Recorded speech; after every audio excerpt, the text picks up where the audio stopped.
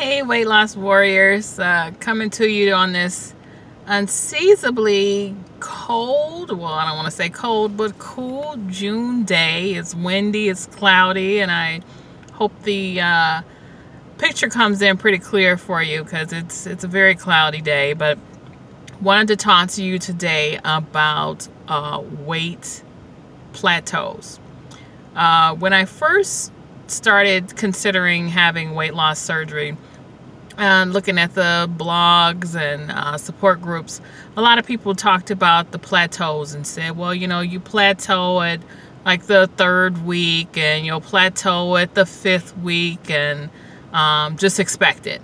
But, I'm the type of person that I don't just take something for face value. I want to know why.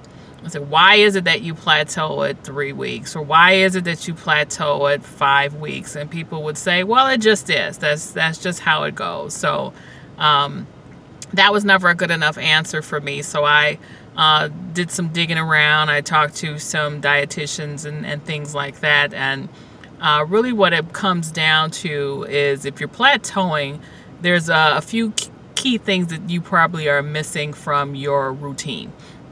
If you're early in weight loss surgery, most likely you'll need to increase your calories.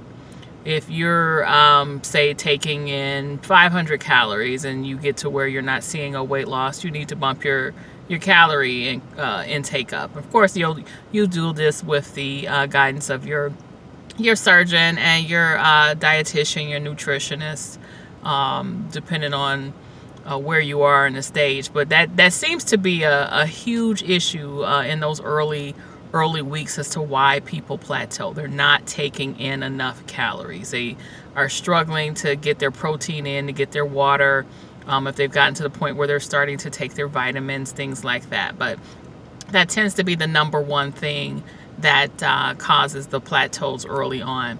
Another thing that seems to have an impact on the plateaus is the amount of protein that you take in.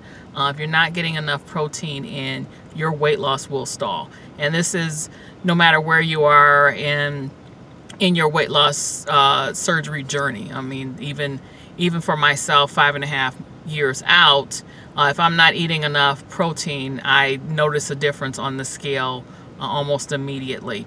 So the numbers to remember, generally speaking, you'll need to get at least 60 milligrams of protein in, 60 grams of protein in a day. A lot of the professionals will tell you 60 to 80, and that's pretty standard, somewhere in that range. I've found personally, and again, speaking to professionals and other people who have had weight loss surgery, other weight loss warriors, if you're actively trying to lose weight, you want to aim for 80 to 100 milligrams. I keep saying milligrams. I am so sorry. I keep doing these videos late in the day and then I don't speak correctly. If you are actively trying to lose weight, you will want to take in 80 to 100 grams of protein a day. That will just really get things moving. You want to make sure that you're getting in your water, at least 64 ounces of water, or as close to that as you can, more if you're able to do that. With the protein, if you go over 100 grams a day, you might start having some issues. I know some folks that were doing 120, 140, and they really weren't seeing any weight loss. And speaking to their dietitian, they said, no, you're taking in too much. And they had advised them, again, in that 80 to 100 grams range to actively lose weight. Another thing that I found with plateau, and just in general, to make sure that you are getting protein in the first hour that you wake up in the morning.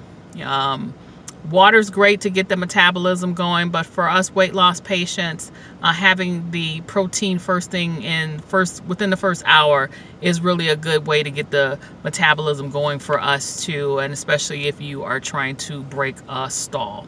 So very, very key that you do those few things, and you'll start seeing a difference in your weight loss journey. Exercising, of course, is always important too, but just making those changes in how much protein you are taking in when you take that protein, as well as the amount of calories. And the calories, just to go back to that, you need to make sure that you're not taking in too many calories. Make sure you're tracking. You know, we've talked about tracking before, so make sure you're tracking, that you've set that number with your nutritionist. Most will tell you anywhere between 1,000 to 1,200 calories, but again, everybody's situation is different. If you're someone who's working out really hard, you may be advised to take in more calories, but you'll want to take at least 1,000 calories a day. Anything under that, you might start seeing those stalls again and having issues that you're not taking in enough calories, not taking in enough protein. But those are just some basic numbers to follow. So hope you found this video helpful. Continue to please tune into my channel, tune into my, go over to the blog on WordPress, as well as the Facebook page and Instagram and Twitter for the Working Girl's Guide to Weight Loss Surgery. Have a great evening and good seeing you again.